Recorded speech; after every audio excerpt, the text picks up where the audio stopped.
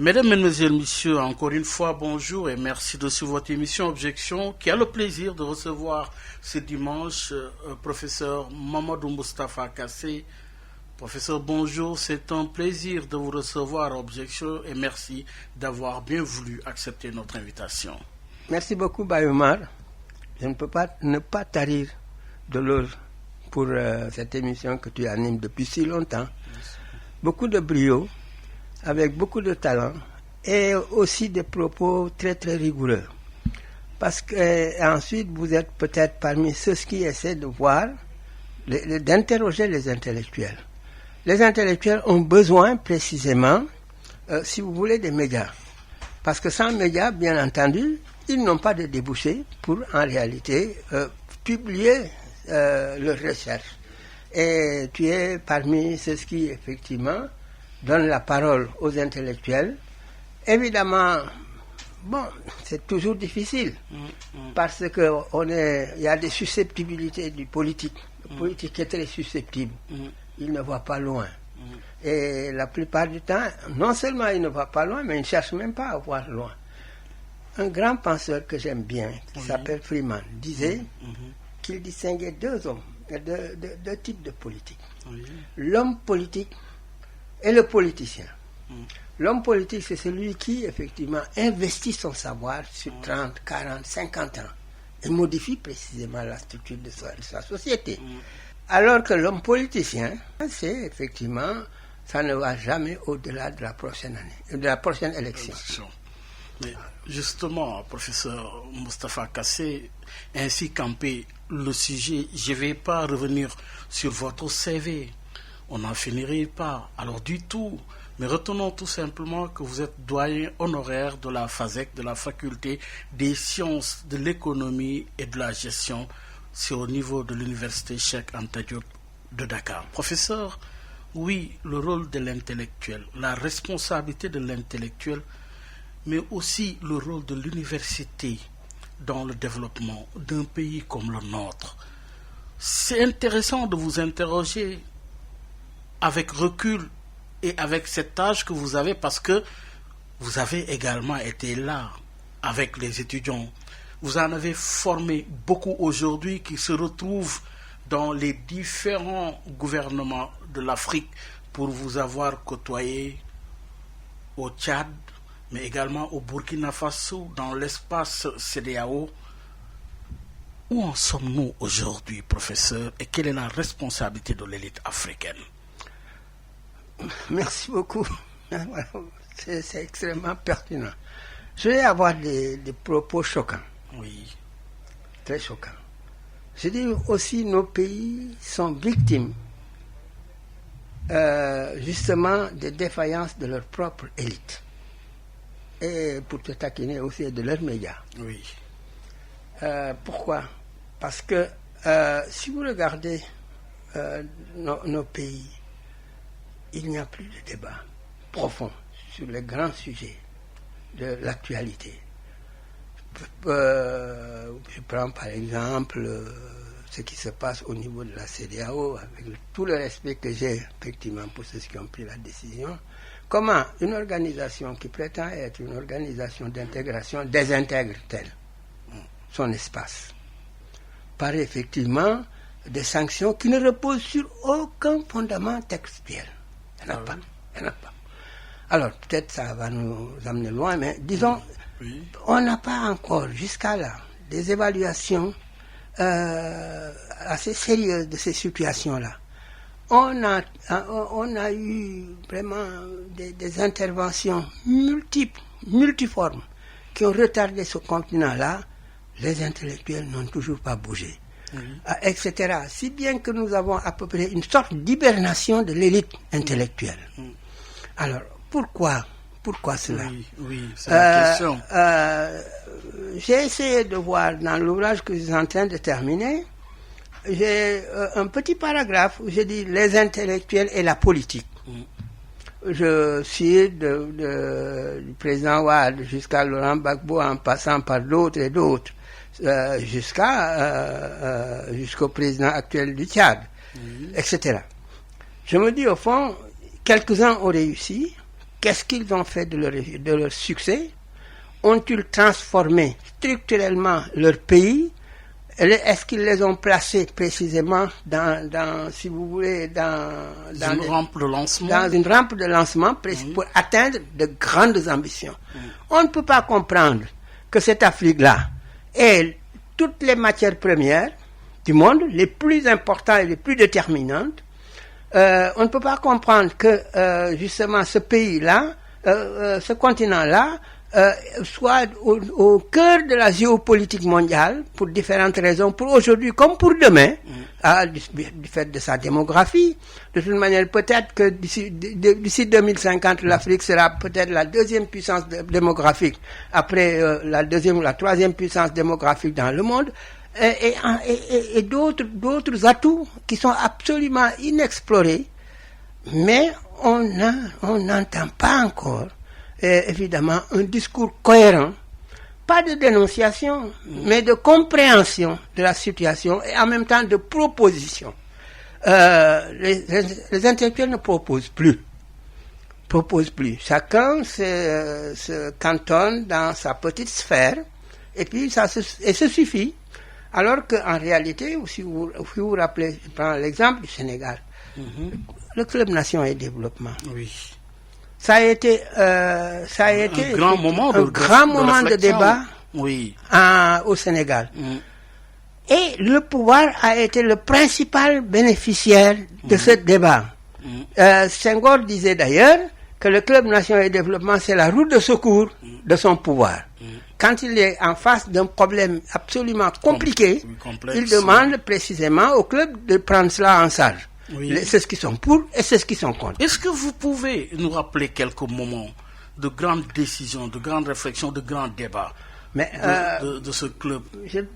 Deux débats. En 1981, 81-82, le pays était quasiment bloqué. Oui. Senghor était partant, celui qui revenait était contesté, et évidemment, on allait vers des élections. L'arrivée d'Abdou Diouf. Nous avons eu à l'intérieur du Club Nation et Développement un premier débat entre Babacar Sine et moi. Oui. Nous étions tous... Moi, je venais précisément de quitter le marxisme, pour les raisons que j'ai évoquées dans un de mes ouvrages, le passage du sous-développement au socialisme. Babacar Sine, qui est un brillant philosophe, n'avait pas fait autant.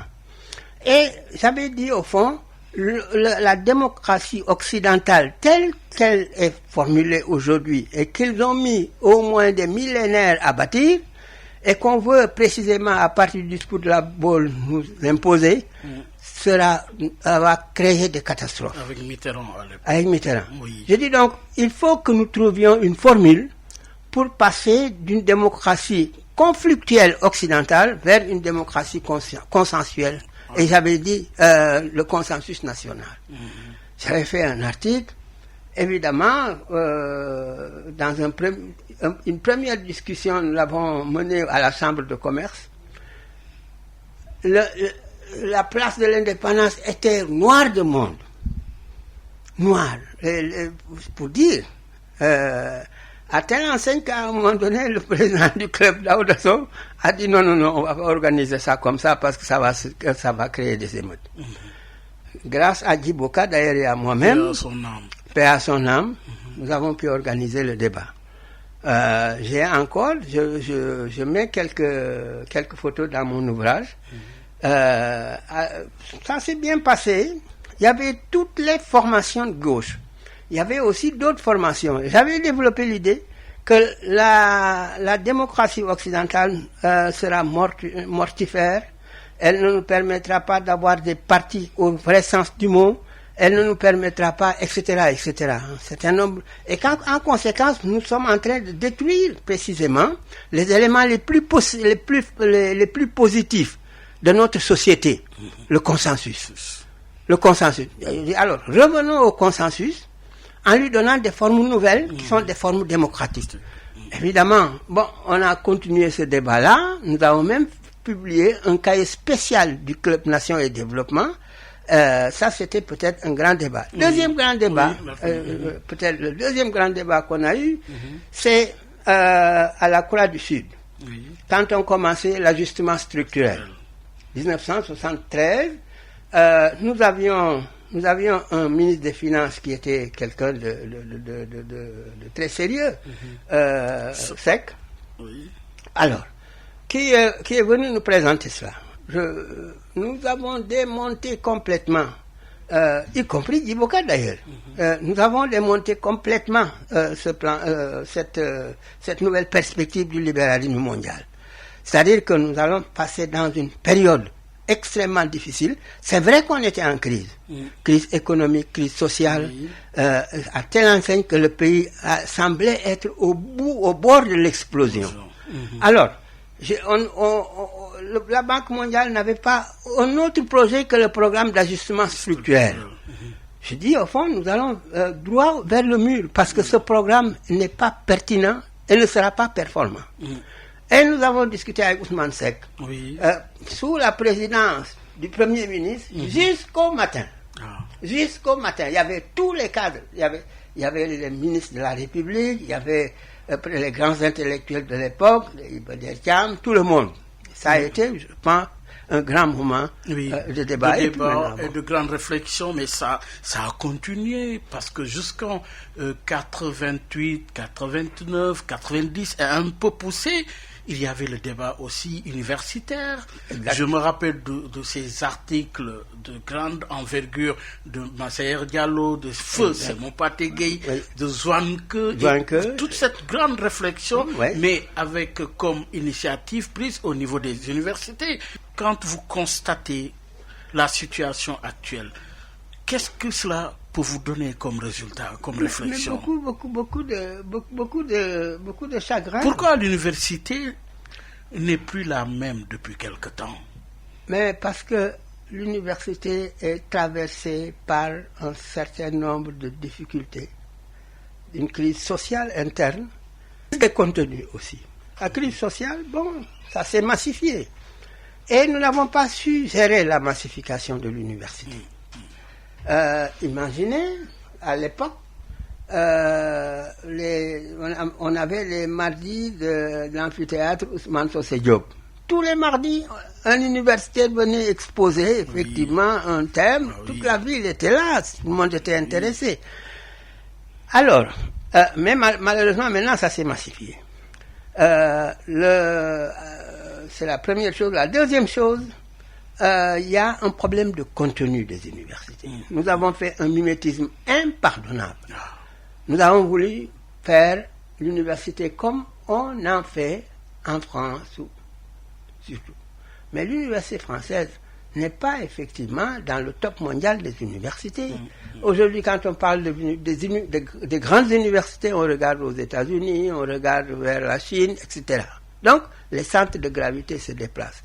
Nous sommes restés encore sur ce vieux schéma universitaire, développant principalement les branches littéraires. J'ai rien contre, j'ai absolument rien contre, mais négligeant l'essentiel, les technologies. J'ai fait dans mon ouvrage une comparaison entre la Corée du Sud et le Sénégal en termes de contenu des enseignements. C'est extraordinaire. La Corée est devenue quoi? La Corée est en train a bâti presque sa puissance à partir précisément de la maîtrise du savoir. Aujourd'hui, nous sommes dans des sociétés du savoir, où effectivement le savoir l'emporte sur tout. Mais un savoir qui doit épouser les grandes mutations technologiques qui se passent. C'est ce qu'a fait la Chine, c'est ce que d'autres ont fait. Mais regardez, si je prends aujourd'hui nos universités, je critique personne, mais je constate. Oui, c'est justement le constat. Je constate. Oui. Université Assane Seck à Ziguinchor. Université Alioune Diop à Bambey. Oui. Université Gaston Berger de Saint-Louis. Oui. Etc. Oui. Qu'est-ce que ça vous donne? Où sont les scientifiques? Où sont les scientifiques? Même quand on prend les nominations des hôpitaux, les grands professeurs de la faculté de sciences, qui étaient à un moment donné cette faculté la meilleure dans la francophonie. De médecine. De médecine. Oui. ils n'ont produit personne qui peut être honoré précisément par une infrastructure hospitalière ou autre. Oui. J'aime bien qu'on dise qu'on honore les administrateurs civils, mais quand même il faut donner à Pascal ce qui appartient à Pascal. Non, Alors je crois que c'est tout ça, c'est-à-dire il y a une crise des contenus, il faudrait qu'on règle ça. Faut qu'on règle ça. L'université aujourd'hui ne doit plus être une institution complètement fermée, et ces contenus doivent être révisés en fonction précisément des préoccupations techniques du moment. Oui. Alors, de préoccupation technique du moment se pose la problématique de la transmission du savoir. Professeur Moustapha Kassé, de plus en plus le pouvoir d'achat se pose comme préoccupation majeure et non mineure, un peu partout à travers le monde. Vous avez aujourd'hui des facteurs exogènes. Quand je parle de facteurs exogènes, il y a la Covid-19, mais il y a également la fermeture des frontières avec le Mali, mais surtout la crise, je vous parlais de cette guerre en Ukraine.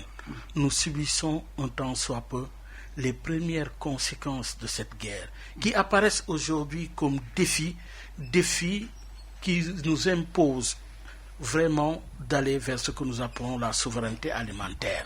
Le président Macky Sall en a parlé. Aujourd'hui, on a du mal. Le Sénégal peine à relever le défi de l'autosuffisance alimentaire. Pourquoi? Mais deux choses d'abord. La première, c'est que le monde est dans une crise dont on ne sait pas encore jusqu'où ça va aller. Et il faut, dans des situations comme ça, véritablement qu'on ait à peu près une vision extrêmement claire de notre position dans la géostratégie, dans la géoéconomie, géopolitique, géostratégie du monde. Que nous puissions comment nous y insérer à telle enseigne que les crises ne nous écrasent pas. C'est-à-dire, il faut revenir à des politiques endogènes, développement endogène. Le président a raison de souligner chaque fois la souveraineté alimentaire, mais la souveraineté alimentaire, si on ne la réussit pas, c'est parce qu'on ne peut pas la réussir. Ça ne se décrète pas. Ça ne se décrète pas, évidemment. Il y a deux choses qui ne se décrètent pas. Je dis, les performances de l'agriculture ne se décrètent pas, comme aussi l'emploi ne se décrète pas. Il n'y aura jamais un Père Noël qui va descendre du ciel avec des millions d'emplois qu'il va projeter et qu'il va distribuer. C'est pas possible, ça ne se passe pas comme ça. Nous avions tous les atouts pour effectivement réussir l'autosuffisance alimentaire. De quoi cela est constitué? Des choses que nous connaissons très bien. Il y a l'eau. Les barrages sont là. Le foncier. Les barrages, c'est le barrage le plus important aujourd'hui, qui est le barrage de Diama. S'y ajoute d'autres barrages qu'on a réaménagés, nous fait que l'eau, nous pouvons faire de la culture sans dépendre précisément du climat. Parce que l'irrigation, c'est justement les pays qui réussissent, ce sont les pays qui maîtrisent l'eau par le biais de l'irrigation. C'est possible. C'est possible. Si vous prenez comment tout ça est exploité, c'est à peu près 50-60% des sols irrigués qui sont exploités. Et comment? Donc, nous avons l'eau. Il y a le foncier. Le foncier, malgré tout ce qu'on en dit, etc., ça reste absolument disponible. Moi, je viens de Touba. Mais regardez, vous allez traverser effectivement des terres qui sont des milliers de terres qui ne demandent qu'à recevoir précisément des exploitants.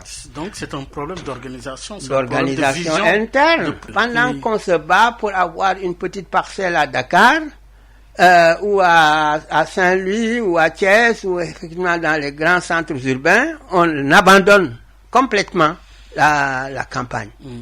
Et nous allons faire un effet d'attraction.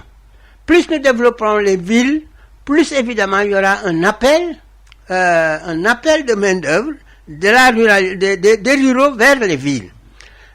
ça nous donne quoi? Mais quelque chose qu'on constate, une urbanisation absolument chaotique et désordonnée, absolument pas maîtrisable. Même sauvage. Mais sauvage.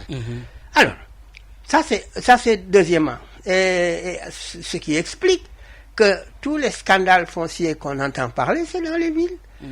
Mais alors, comme si on avait un déficit de foncier, il n'y en a pas du tout.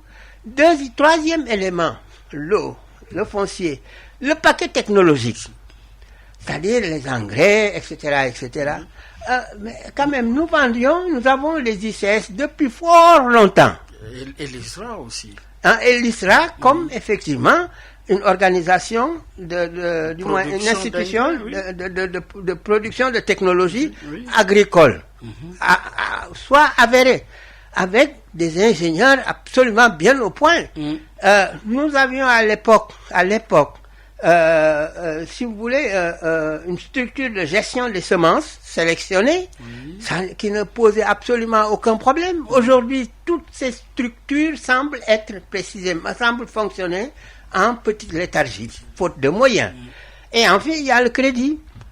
Le crédit, on mobilise des milliards à investir dans les logements, etc., etc., etc. Mais jusqu'à maintenant, notre système bancaire ne s'intéresse pas encore à l'agriculture comme ça là se devait. Je crois l'Union africaine avait décrété à un moment, bon là aussi c'est les histoires de l'Union africaine, on décrète que les pouvoirs publics doivent consacrer une partie de leurs ressources à l'agriculture. Mais aucun pays n'atteint les petites performances. Je dis les petites performances parce que ces performances n'étaient pas ambitieuses. Qu'est-ce que vous voulez qu'on fasse? Nous allons, mais l'Ukraine crée des problèmes à cause de son blé. Nous aurions pu, nous, aujourd'hui, créer des problèmes à cause de des cultures maraîchères et autres. Oui, avec justement l'ITA aussi est là. Avec l'ITA, mais tout ça, mais ce qui nous aurait permis d'éviter effectivement les consommations importées de fruits, de peaux de fruits ou bien de jus de fruits et autres. Alors, cela veut dire simplement que nous avons tous les atouts pour arriver à l'autosuffisance alimentaire. On a les connaissances, on a les facteurs de production nécessaires pour produire ce que l'on veut. Alors, ajoutez-y maintenant, la pêche. La pêche. On a les côtes les plus poissonneuses et les plus longues. Aujourd'hui, c'est en train d'être dilapidé systématiquement. Là aussi, c'est parce que la politique qu'on est en train d'appliquer. Dans l'attribution des licences de pêche. Des licences de pêche. Mais alors aujourd'hui, on accuse la Chine. Mais c'est vrai. Mais il fallait d'abord accuser. Les premières licences de pêche qui ont été contestées fortement, ça a été avec l'Europe. Il faut le rappeler. Alors, si bien que dans cet environnement-là, de toute manière, bon, vous pouvez avoir de la générosité pour fixer des objectifs, mais si vous ne mettez pas les moyens, vous n'allez pas les réaliser. C'est un problème d'absence de volonté politique, mais surtout avec l'absence également et surtout d'une politique d'industrialisation pour au moins structurer notre économie dans une chaîne de valeur continue. Tout à fait. Je termine seulement. Il y a eu la Guana. La Guana. Avec Wade. Avec Wade. Je m'en voudrais de ne pas en parler. La Guana était un bon projet. Ah oui? Ah oui. Mais pourquoi ça n'a pas abouti? Mais ça n'a pas fonctionné parce qu'on l'a géré de manière absolument informelle. Mais c'est toujours le cas, professeur. C'est toujours dans la gestion, dans justement l'exécution. Tout à fait. Tout à fait. Non, on ne manque pas des idées. Parfois, on ne manque pas des idées. Mais tant que de toute manière, il n'y a pas cette symbiose entre ceux qui savent et ceux qui décident, il en sera toujours ainsi. De toute manière, je sais. Certainement, je souhaite que le président Wade nous écoute. Je lui disais toujours, si la Guana ne réussit pas, c'est parce que tu ne crois pas à l'État. C'est un libéral. Mais quel est le problème? Le problème, c'est que de toute manière, vous ne pouvez pas faire des transformations structurelles sans avoir un État fort. Voilà le problème. Wade n'y croyait pas du tout. Non, il n'a jamais cru à l'État. Lui, c'était à la limite un libéralisme social, mais qui a plus tendance à mettre l'accent précisément sur la liberté individuelle que véritablement l'action publique de l'État. Si à l'époque on avait mis précisément de bonnes institutions publiques bien contrôlées et avec des moyens adéquats, c'est sûr qu'on s'en serait sorti. Mamadou Diallo l'avait prévu. Il avait dit l'État doit être un État développeur principalement. Et à l'époque, il avait créé un ensemble de structures dont on regarde maintenant la disparition, parce que quand les libéraux sont venus, on les a tous précisément liquidés. Oui, mais professeur, vous y étiez aussi dans comment notre État a été phagocyté pour donner quel résultat aujourd'hui? Expliquez-nous, parce que vous étiez dedans. J'étais absolument bien dedans. Oui. Mais être dedans, ça ne veut pas dire être. Oui, non, oui, c'est vrai que vous n'avez pas les décisions à prendre, mais. Ouais, oui. Mais on dénonçait, on disait ce qui ne marchait pas, on le disait. Si le président Wade m'écoute, il comprendra bien qu'on n'a jamais été, assez tendre du point de vue de certaines orientations. Oui. D'autant plus que moi, je ne croyais pas, je n'ai jamais cru, effectivement, pas au libéralisme, mais au néolibéralisme. C'est-à-dire un capitalisme, du moins, un capitalisme qu'on veut nous imposer. Le néolibéralisme, deux petits mots, c'est effectivement des gens qui veulent faire du capitalisme sans les capitalistes locaux. Ça ne marchera pas. Un secteur privé. Voilà, le secteur privé. Oui. J'en parlais parfois, mais quelqu'un, le président de la Confédération nationale du patronat, il était désespéré. Quand j'ai fait mon exposé sur le secteur privé, il était complètement sourd. Mansour Kama. Il était désespéré. Paix à son âme. Paix à son âme. Il disait, mais Moustapha, mais tu as 1000 fois raison, mais tu l'as 1000 fois dit. Mais tant qu'on ne réglera pas cette question de créer un binôme entre le secteur privé et l'État, nous ne nous en sortirons pas. Et il avait raison. Oui. C'est d'ailleurs la conclusion que j'avais, moi, à laquelle je suis parvenu. Je disais que tous les pays qui ont réglé le problème de développement l'ont fait avec précisément leur secteur privé, accompagné d'un patriotisme économique. C'est-à-dire, nous préférons nous-mêmes à effectivement, chaque fois, un recours à l'extérieur. Quand on a besoin de l'argent, on regarde à l'extérieur. Quand on a besoin d'entreprise, on regarde à l'extérieur, etc., etc. Ça ne permettra pas, effectivement, à notre économie de pouvoir maîtriser les rouages les plus importants. Alors, ça, c'est donc l'une des plaies du néolibéralisme. La deuxième plaie du néolibéralisme, c'est qu'ils sont autistes. Ils n'entendent rien. Ils ne voient rien, ils n'entendent rien. Ils n'entendent rien. De toute manière, ils ont mis une sorte de ce que j'appelle la pensée unique. The same size for all. C'est-à-dire une pointure, mais pour tout le monde. Et malheureusement, ce sont les libéraux qui aujourd'hui contrôlent les institutions financières internationales, donc qui nous imposent précisément leur vision. Moi, j'ai vu le président, le président Macky Sall. C'est pour Mounet, il a raison. Pourquoi on nous fixe précisément nous n'avons pas encore atteint tant % d'endettement, donc nous avons on lui dit non, c'est pas ça le problème. Mais le problème des institutions financières internationales, ils ont tout faux dans l'analyse de l'endettement.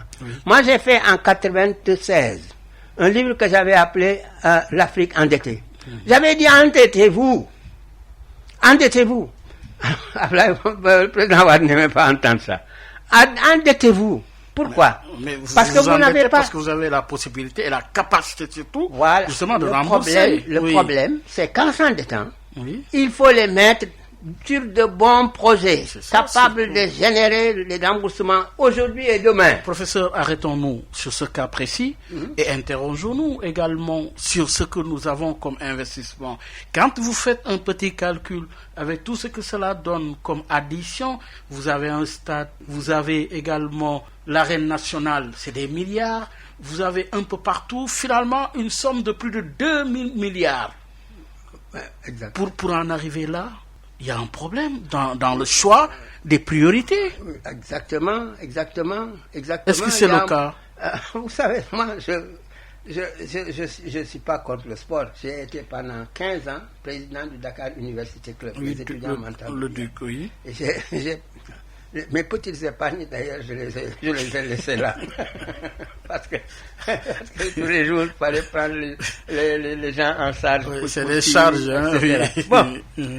Mais notre équipe nationale, que je félicite pour le succès, gagné la Coupe d'Afrique. Pour avoir gagné la Coupe d'Afrique, c'est la première étoile. Depuis longtemps, on a eu d'avoir cette étoile-là.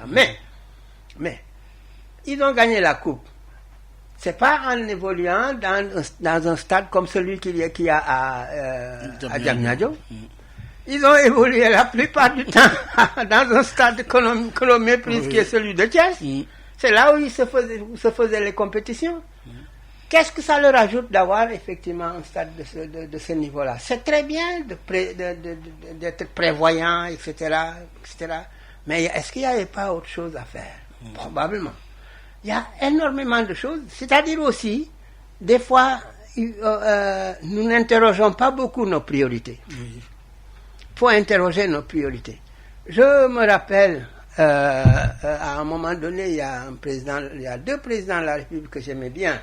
L'un était un ami, Blaise Compaoré. Nous avons travaillé beaucoup. On a beaucoup travaillé pour ce pays. Moi, quand je le fréquentais, c'était une période où ils étaient en phase avec Thomas Sankara. Mais, quand le coup d'État est intervenu, je me suis abstenu, il m'a appelé, et depuis, nous avons fait des choses qui sont magnifiques. Mais, assez équilibrées du point de vue développement. À un moment donné, quand on parlait de croissance, on pensait au Burkina. Quand on parlait d'agriculture, on pensait au Burkina, etc. Il y avait une priorité. Évidemment, mon ami Blaise a été victime précisément de la longueur de son séjour au pouvoir. Ça ne pardonne à personne de toute manière. Mais quand même, il a fait des choses extrêmement positives, très très positives. Alors, je dis donc, parfois, il faut avoir la mesure, exactement savoir dessiner les perspectives et savoir prévoir dans quel secteur nous pouvons investir.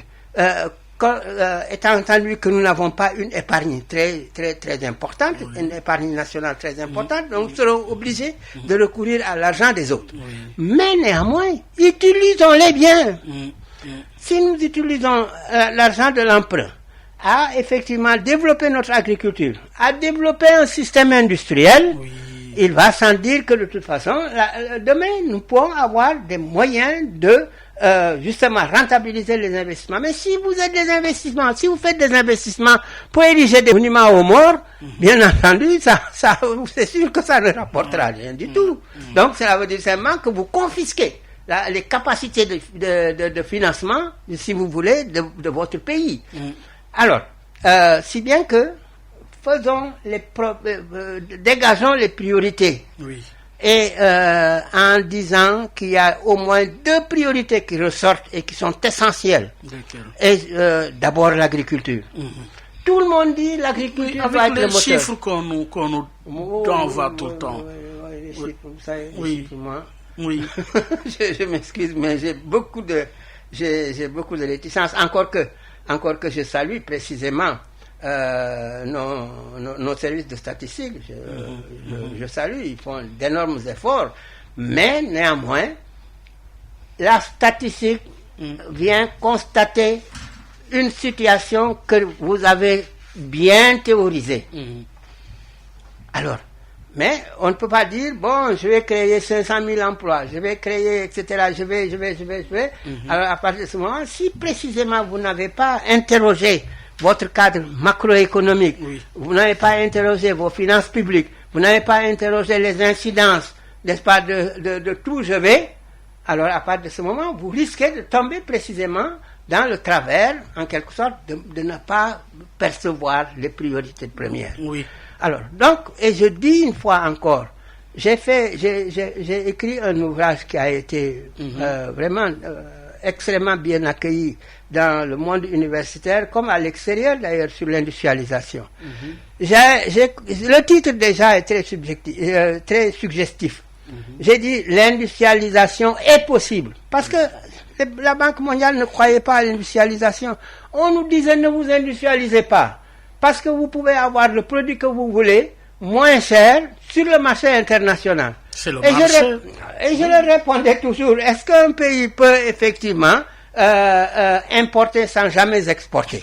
Or, l'exportant, nous ne pouvons le développer qu'à partir précisément d'un système industriel bien ficelé. Alors, et j'avais dit, au fond, nous avons un retard énorme sur notre processus d'industrialisation. Ce que Mamadou Dia avait fait était très intelligent. Mais tout le monde l'a oublié. Chaque région disposait au moins d'une grande industrie. Mais Mamadou Dia avait dit, et j'en ai discuté avec lui à l'époque, plusieurs fois d'ailleurs. Oui. Il avait dit, mais nous pouvons nous industrialiser en faisant, premièrement, développer le tissu des PMI, les aider à effectivement passer de PMI à entreprise génératrice, du moins génératrice de chaîne de valeur. Okay. Et il avait listé, par exemple, le textile. Il dit le textile. À l'époque, d'ailleurs, la théorie économique générale disait le développement, c'est le textile d'abord. Oui. Alors, premier élément. Il dit deuxième élément, développer la façade maritime. Il dit il y a là une possibilité précisément de créer une société qui organise en quelque sorte, si vous voulez, l'exploitation de toute la façade maritime en termes de pêche, en termes de réparation de bateaux, etc., etc. Il dit ça, c'est un élément extrêmement important.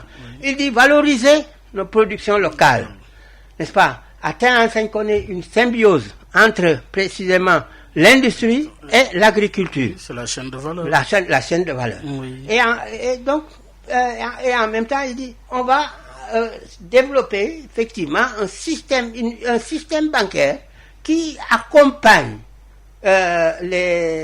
l'industrie et qui ne sera pas un système bancaire non spécialisé. On crée un système bancaire spécialisé dans le financement de l'industrie. Mais ce système bancaire doit avoir des fonds publics particulièrement. Il avait pensé à la BNDES et à d'autres. Alors, quand le FMI est venu avec l'ajustement structurel, tout ça a été balayé. Est-ce que c'est pas ce qui nous suit jusqu'à présent? Mais bien entendu, ça nous suit. Les secteurs les plus rentables ont été vendus aux étrangers. Je ne dis même pas vendus, bazardés aux étrangers. La technologie, le secteur technologique des télécoms, le secteur de l'eau, les différentes sociétés qui se sont succédées, etc., etc. Si bien que nous sommes désarmés. Alors, si vous vous désarmez en matière industrielle, vous vous désarmez en matière agricole, de toute manière, vous travaillez pour l'extérieur, c'est-à-dire pour nourrir votre ventre. En matière bancaire. En matière bancaire, bien entendu. Oui. Donc, vous travaillez pour l'extérieur. Je dis au fond, aujourd'hui, notre pays fait d'énormes efforts, mais le principal bénéficiaire, c'est l'extérieur. Oui, malheureusement. C'est l'extérieur. Surtout que nous avons effectivement un compagnonnage qui n'est toujours pas heureux. La France. Comme la France. Oui. Ça nous écrase, ça nous Mais la France n'est que le 5e partenaire, professeur du Sénégal. Mais on est toutes les semaines, ou toutes les 2 semaines, ou tous les mois à Paris. Oui. Le chef d'État, regardez la chose la plus scandaleuse. Cette réunion de Paris sur le financement. On a réuni les chefs d'État, chacun est venu avec son machin, comme quoi on va effectivement aider l'Afrique à trouver le financement de ces opérations. Alors que on a oublié que depuis précisément la conférence de Monterrey, jusqu'à aujourd'hui, on a promis à l'Afrique des milliers de milliards, mais qui ont toujours été des promesses non tenues. Premièrement. Deuxièmement, la France n'a pas les moyens financiers pour le faire. C'est surtout ça. Alors, à partir de ce moment, j'ai dit dans mon ouvrage, c'est un flop. C'est un flop ou un bluff. C'est pas loin de ça. Oui. Mais alors. Oui, professeur Moustapha Kassé, invité d'objection, on va s'arrêter sur le PTIP.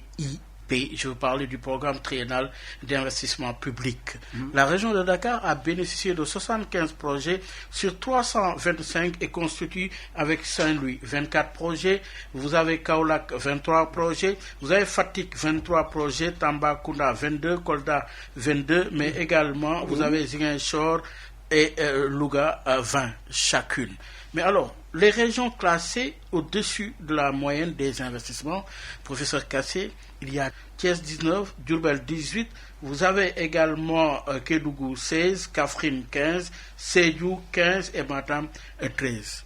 Mais là, une étude qui révèle de fortes disparités spatiales, mais aussi sectorielles, professeur. Bien sûr, oui, bien sûr. Ça dénote une grande difficulté de l'heure, c'est la disparité spatiale, mais au niveau aussi sectoriel.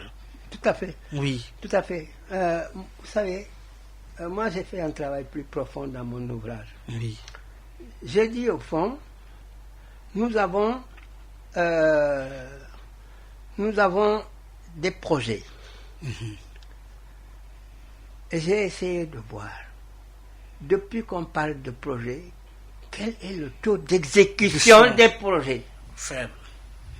Faible.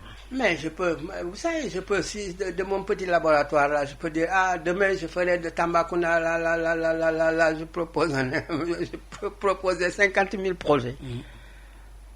Deux problèmes. Où est-ce que je vais prendre l'argent? Où me viendra l'argent? Premièrement, quelles sont les institutions d'exécution des projets? Quels sont évidemment les bénéficiaires, les acteurs qui peuvent être mobilisés? Et quelles sont justement les transitions ou les trajectoires, n'est-ce pas? Alors, si nous ne faisons pas ce travail-là, nous pouvons avoir 500 000 projets. 500 000 projets, mais les projets que j'ai étudiés, les projets du passé. Et j'ai dégagé des taux de réalisation. J'attends qu'on me dise que c'est faux, ou bien qu'on me dise, bon, tu as exagéré, etc. Mais aucun si ça a la chance de démarrer, aucun ne va au-delà de 50 à 60% des objectifs tracés. Et ensuite, la plupart du temps, le drame du Sénégal, on commence une chose, demain, on l'abandonne sans autocritique. Comme si jamais rien ne s'est passé. Il y a un problème d'évaluation. On n'évalue pas. Alors, on n'évalue pas. C'est le problème important. C'est le problème important. Et là, nos hommes religieux sont plus fins. Ils sont très fins, nos hommes religieux. Nos guides religieux. Ils sont très futés. En quoi? En tout. En termes de réflexion, en termes d'investissement, etc. Regardez, je prends le cas de Touba parce que je connais bien. Le Khalif dit on va faire une université. Il sait combien ça coûte. Il a réuni un brain trust qui lui dira quelles sont précisément les formations les plus pertinentes aujourd'hui. Et ensuite, maintenant, comment mobiliser les ressources? Différentes structures, comme par exemple Touba Ca Kanam, etc. Alors, les ressources sont là. On n'a jamais entendu les gens crier pour dire écoutez, donnez-nous ça, etc. Ajoutez-nous ceci. Ils se donnent les moyens de réaliser les projets avec lesquels qu'ils veulent faire. Prenez Massal Koudinan. C'est extraordinaire.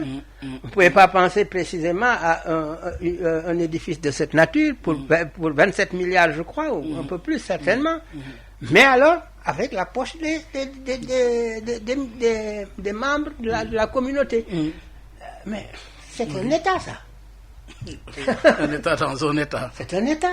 L'État doit apprendre à ficeler de bons projets. Il faut qu'une incidence sur la vie des populations. L'impact. Oui. C'est donc un problème d'impact. Deuxièmement, il faut que de toute manière qu'on planifie pour savoir comment le réaliser. Et ensuite qu'on voit comment le financer. Mais il y a des instruments. L'APEX est là. Professeur. Vous savez, ne me faites pas venir sur mes misères. Non. Ah oui, à ce point? Oui, à ce point. On aurait pu mieux faire. Qu'est-ce qui se passe, oui. À mon avis, oui. On a supprimé un instrument qui est absolument irremplaçable dans un pays qui veut être émergent. Lequel? C'est la planification. La direction de la planification. La planification. Oui. Mais les Chinois, pour une fois encore parler d'eux, en 1979, ils ont planifié ce qu'ils peuvent devenir en 2050.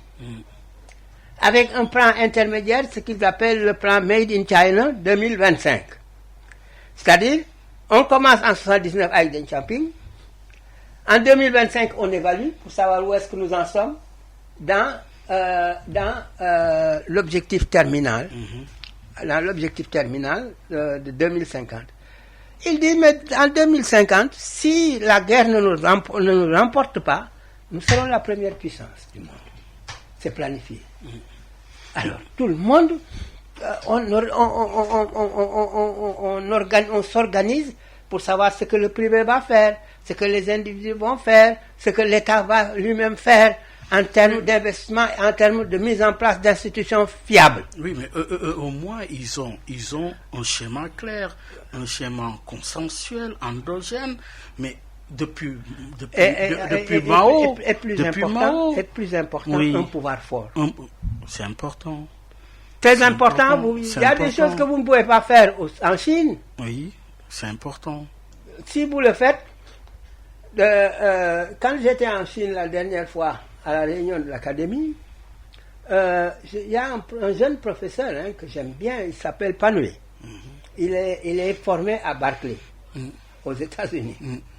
Il me dit, mais professeur, nous ne sommes pas une démocratie à l'occidentale. Nous sommes une société de méritocratie, premièrement. Deuxièmement, nous rassurons notre population que nous pouvons les sortir de la pauvreté. On a fait 400 millions. On a sorti 400 millions de Chinois de la pauvreté. Nous n'avons pas réussi le processus. Il dit, mais nous sommes très répressifs. 120 000 répressions de mouvements qui, effectivement, peuvent contrarier notre marche en avant. Oui, c'est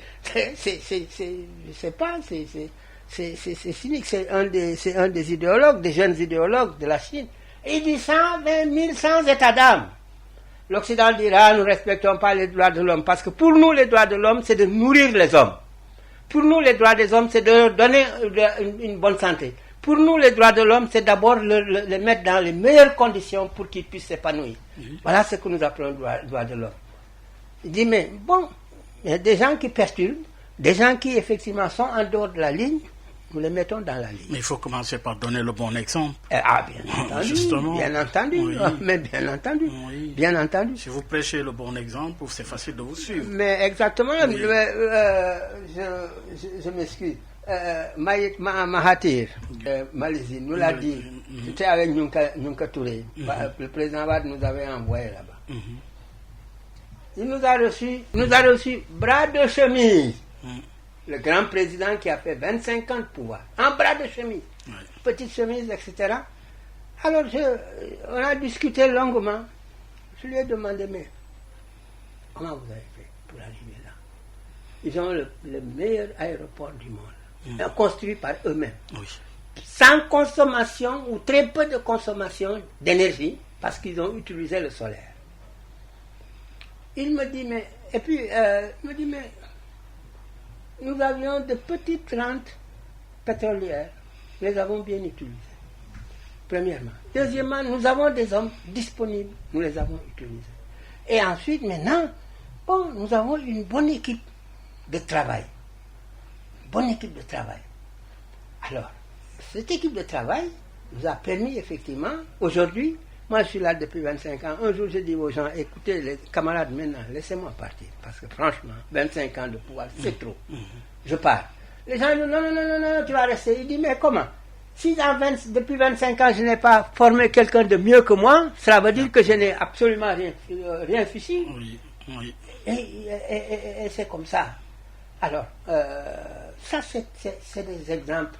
Quand vous regardez le Rwanda aujourd'hui, pourquoi tout le monde, on est en train de se tourner vers le Rwanda, le pays devient presque un modèle pour tout le monde. Mais vous verrez le président, bien des fois, au volant de sa voiture, avec sa chemise, et peut-être son garde-corps derrière, un peu d'armes dedans, mais se promène, va visiter les choses tranquillement. Alors que quand nos protocoles se déplacent ici, on arrête la circulation. Deux, vous avez au moins une ribambelle de voitures qui se suivent. C'est tout comme si, en tout cas, le pays a arrêté pour permettre au président, de pouvoir passer. Oui. Mais Compaoré faisait la même chose aussi. À Sankara, alors, je me rappelle, quand on a fait une conférence à Ouaga sur des économistes du tiers-monde, c'est moi-même qui présidais la séance. Quand j'ai fini, il m'a dit, allez, il m'a pris par la main, allez, on va aller à l'université, on va planter des arbres. Nous avons fait 3 kilomètres. Avec Sankara? Avec Sankara. Je lui dis, monsieur le président, moi ça, c'est pas mon fort. L'histoire de marcher comme ça, non, c'est pas mon fort. Tu sais, mon fort, c'est de rester confortablement dans mon bureau, devant mon micro-ordinateur, et j'imagine, et je fais et je défais le bon. Il m'a dit aujourd'hui, ton bureau et tout ça, là, tu vas le laisser là-bas. Après, quand tu vas on est allé. C'est l'action.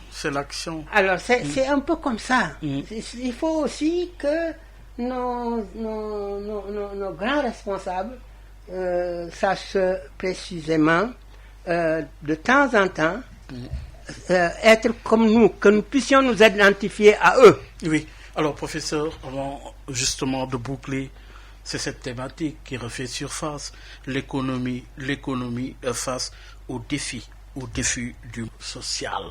L'économie n'a jamais triomphé devant le social.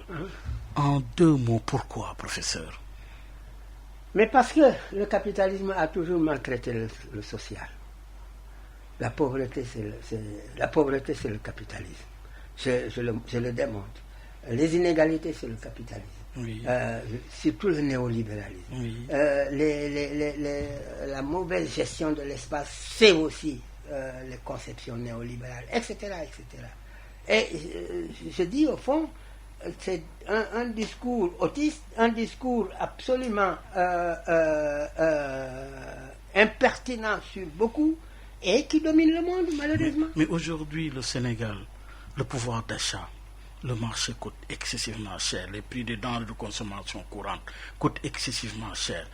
Vous avez justement, et malheureusement, il faut le dire, des problèmes avec le carburant. Vous avez le kérosène aujourd'hui comme produit qui manque de plus en plus. Alors, quelle perspective aujourd'hui? Comment relever ces défis? 3 choses. Oui. 3 choses. En bref, il y a peut-être mieux. Oui. La première chose, développer de bonnes politiques sectorielles. Oui. Politique de l'agriculture, politique de l'industrie, politique de l'université, etc. Développer de bonnes politiques sectorielles. Oui. Deuxièmement, développer les transverses. Les transverses, c'est les infrastructures, on le fait bien d'ailleurs. Il y a encore beaucoup de choses à faire, mais on a bien débuté. Encore que, une fois encore, je ne suis pas tellement convaincu que le TER soit une urgence. Bon. Développer donc les transverses, c'est-à-dire le transport. Oui. Troisièmement, développer le système bancaire. Et peut-être trouver comment régler l'hyperconsommation des centres urbains. Parce que quand on dit on consomme trop, c'est trop cher, c'est machin, c'est dans les centres urbains. Oui. Donc cela veut dire que le poids des villes, nous n'allons pas encore à les supporter. Même si on fait l'effort de centraliser jusqu'à Diamniadio, Diamniadio, je pense, c'est trop près. Quand Wade avait soulevé cette question-là, moi j'avais dit, mais pourquoi pas Tambacounda? Oui, chez vous. C'est moi, Ça bien entendu. pour ça. Ah, pourquoi pas Tambacounda? Ouais. On est à la frontière de 3 ou 4 pays, on a l'eau, une eau la plus pure, etc., etc. Bon, moi disait, je ne vais pas le dire, c'est qu'il m'a sa réponse, je ne vais pas le dire. Mais il disait entre autres, et ensuite tu as laissé les gens pourrir dans votre chaleur là-bas. Pour rigoler, Alors, oui. donc, je crois que c'est ça qu'il faut. Mais au Burkina, on a bien réglé l'hyperconsommation. Quand le président Compaoré m'a dit de faire une étude, j'ai fait une étude, j'ai dit ne touchez surtout pas, les gens vont vous le reprocher. Ne touchez pas du tout ne vous lancez ni dans des subventions, ne vous lancez surtout pas dans des interdictions. Mais faites, l'instrument fiscal est un instrument de travail du pouvoir. Bon, moi j'ai de l'argent, je suis un peu, mon niveau de revenu me permet d'être, si vous voulez, indifférent au niveau des prix, et que je veux manger des pommes qui viennent de France, je veux manger des poires qui viennent effectivement d'Afrique du Sud ou de France, je veux effectivement prendre comme dessert, etc., etc. Ah, je dis, mais chef, vous allez payer pour ça. Oui. Vous payez. C'est-à-dire qu'au lieu de... si la pomme nous revient 500 francs le kilo, alors l'État y ajoute 500 francs de taxes qui viendront alimenter précisément les ressources. Oui. Donc, bon, Moustapha Kassé qui a les moyens, il est insensible au prix. Tu lui vends la pomme à 1000 francs ou à 1500, il ira l'acheter parce qu'il n'a pas cette contrainte de revenu. Bon, tout le monde est gagnant.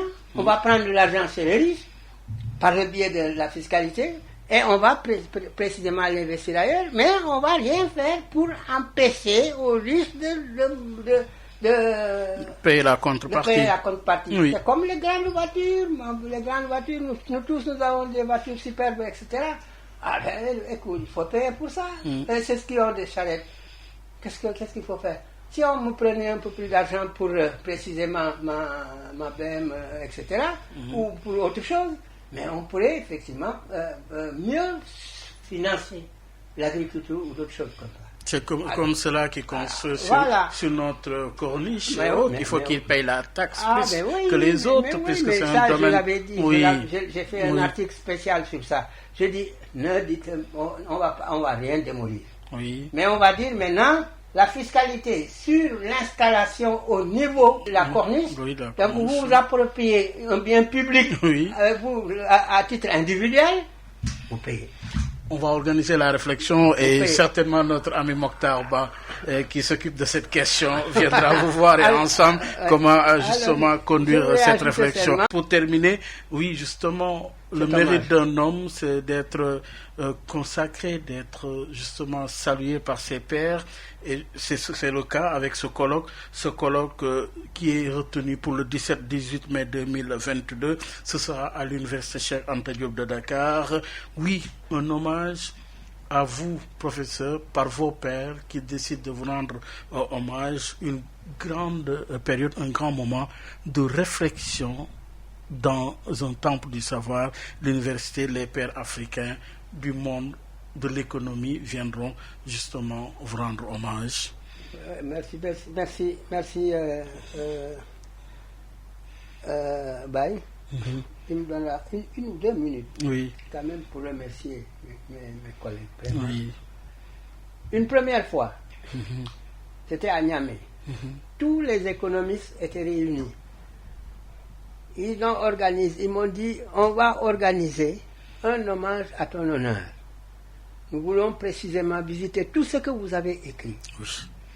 Critiquer, approprier, etc. celui qui voulait organiser ça, vraiment, je lui ai dit, il m'a dit, ils n'étaient pas d'accord. Il y avait d'abord Brazzavillois qui voulait qu'on l'organise à Brazzaville.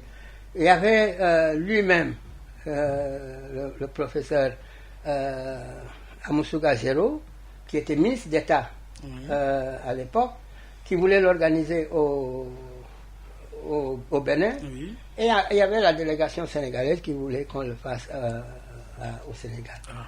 Ils ont discuté. Après, ils m'ont demandé de trancher. J'ai dit, moi, je ne tranche rien du tout. Mais seulement, mettez-vous d'accord sur, effectivement, un endroit. Finalement, Géraud a pu les convaincre. Parce que surtout, il y a eu Boni. Oui, il était ton étudiant plutôt. Mon étudiant. Oui, à Dakar. Organisez ça ici. Parce que, et moi-même, je viendrai, mais pas front. Faire témoignage. Comme tout le monde. Faire un témoignage. Alors, malheureusement, ils ont donc tout préparé. Malheureusement, Géraud est décédé. Oui, le professeur Zéro. Le professeur Amousouga Zéro est décédé. Ça a été pour moi une très grande peine. À la même période, d'ailleurs, j'avais perdu ma femme. Alors, les gens m'ont dit, non, on va quand même maintenir. J'ai dit, non, vous n'allez rien maintenir. Ce que nous devions faire, on va le faire pour Géraud. D'autant plus qu'à l'époque, nous étions en train de discuter de la ZLECA, la zone de libre-échange en Afrique. C'était l'une des spécialités de Géraud. Alors, bon, je l'ai dit, on va donc continuer de faire la même chose, mais à la mémoire de Amousouga Géraud, qui était doyen de la faculté, ministre d'État, qui a beaucoup consacré, qui s'est beaucoup consacré à l'université. Et on s'est dit, bon, une autre fois, ça va être la bonne fois peut-être. Et dernièrement, le même comité d'organisation s'est retrouvé à Dakar pour dire, non, cette fois-ci, on va le faire à Dakar. Et le recteur Ali Mbaye, et surtout le doyen de la faculté des sciences économiques, Sidi Kane, vraiment, et le directeur du PTCI, on dit, bon, on va le faire à Dakar. Et c'est comme ça qu'ils ont retenu ces dates-là. Donc, le thème exact, c'est l'ouvrage que je suis en train de terminer, probablement. L'économique au défi du social. Pourquoi nous n'avons pas pu régler le social? L'économie face au défi du social. Voilà. Nous allons recevoir presque tous les doyens des facultés de sciences économiques de la sous-région. Probablement, il y a des amis de France, mais on s'est dit, quand même, il faut pardonner les gens. Et puis ensuite, le Covid n'est pas parti encore, on ne sait pas les lendemains, n'est-ce pas? Si bien que, vraiment, le projet, c'est à ce niveau qu'on va l'exécuter. Remercier précisément tous mes collègues qui ont travaillé d'arrache-pied. La dernière fois, il y a peut-être 2 semaines, ils étaient au moins 8 et ils ont ficelé presque tout. Moi, vraiment, je dis, bon, au crépuscule d'une vie, on ne peut plus effectivement couper. En tout cas, merci professeur. Ça a été encore une fois un grand plaisir et certainement on aura d'autres occasions pour encore approfondir cette réflexion de l'heure. Je parlais de l'économie, mais une économie face aux défis du social. La réflexion est ouverte. Mesdames, Messieurs, ça n'est tout. Merci de nous avoir suivis. Rendez-vous dimanche prochain avec un autre invité. Excellente suite sur la 98.5.